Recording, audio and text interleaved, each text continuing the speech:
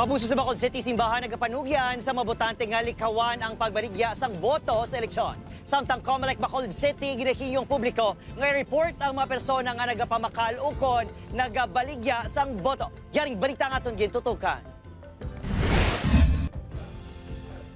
Tatlong adlaw antes ang eleksyon, panawagan sa simbahan sa mga botante nga binagbinagon ang performance kag plataporma sa mga nagapapili. Ang pagbaligya sang boto, hugot nga ginadumilian.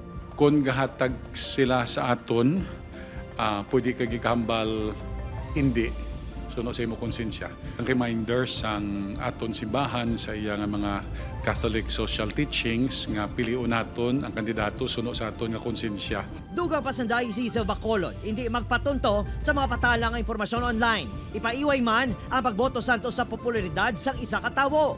Ginatutukan man sang Comelec ang kampanya kontra bigay. May masobrasin na kareklamo kinabato ng Comelec Bacolod apang wala sang nag-file sang formal complaint.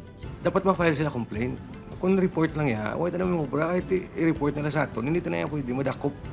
Ang inig nga mga Bacolod nun, ano bala ang buhaton kung sa kandidato may kwarta nga mabaton? Batonon ko, kay ginahatag, dason, kung anong luyag ko nga botohon, amo nung botohon ko eh. Paminsaran ko pa na yan. Hindi, ilaw ay na yan. No? Panawagan sa Comelec sa bayo mag-post sa social media sa reklamo. I-report sa kabrisan kag Comelec ang vote buying nga may nakalakip nga ebidensya. Picture kag video, agud masunod ang proseso sang filing sa reklamo.